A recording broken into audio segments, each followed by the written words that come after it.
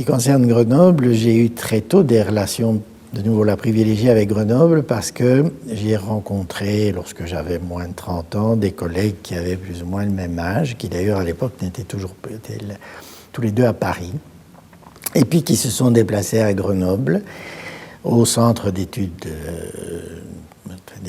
nucléaires de Grenoble, au CENG, et qui donc, parce qu'on se connaissait, parce qu'on s'estimait, parce qu'on pratiquait un peu, enfin on était intéressés par le même domaine, m'ont invité à faire des conférences, à séjourner 8 jours, 15 jours.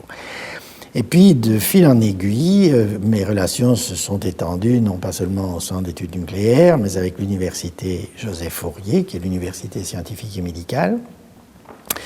Et puis, j'étais invité comme professeur visiteur, et donc je suis resté 6 mois, même davantage, par période de 6 mois, mais presque chaque année, j'allais plusieurs mois.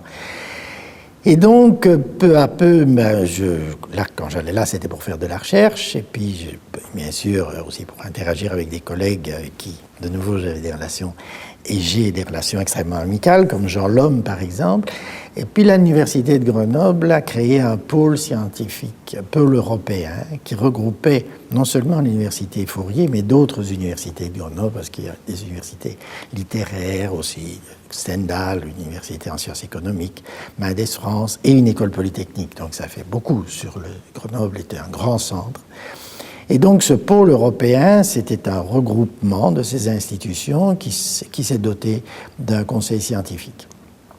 Alors on m'a demandé de faire partie de ce conseil scientifique. Et puis bon, j'en étais le vice-président, et puis j'ai présidé pendant plusieurs années le conseil scientifique de ce pôle européen.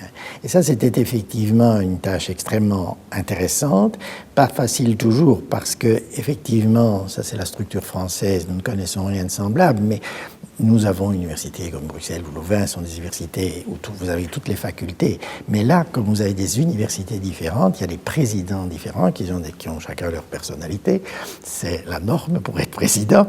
Et donc, alors moi, j'ai connu des époques où les présidents ne se parlaient plus beaucoup, et où donc ils me parlaient à moi. Alors je jouais le rôle de M. Kissinger, etc. Donc ça c'était plus vraiment de la science, mais c'était utile. Et par ailleurs, de nouveau, ça m'a, du point de vue personnel, c'était très, très enrichissant.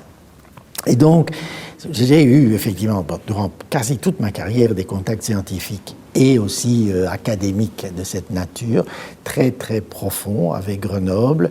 Et j'imagine que c'est aussi un peu à cause de cela que, à la fois pour la qualité, j'espère, de mes travaux, mais aussi de mon implication dans Grenoble, que j'ai été nommé docteur honoris causa de l'université Joseph Fourier.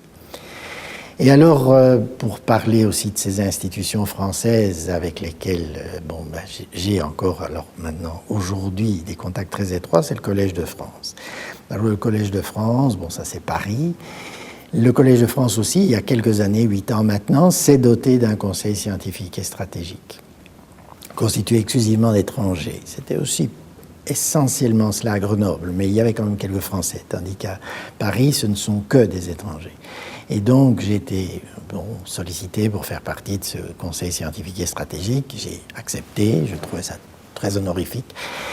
Et je le considère toujours. Et donc, je suis devenu secrétaire de ce conseil scientifique et stratégique.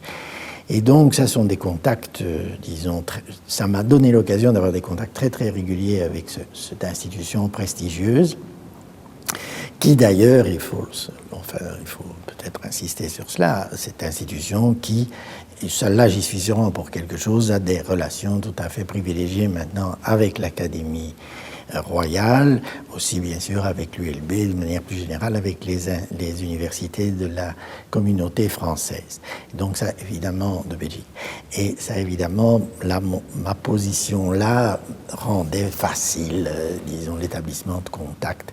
Et donc je suis heureux d'avoir pu le faire. C'était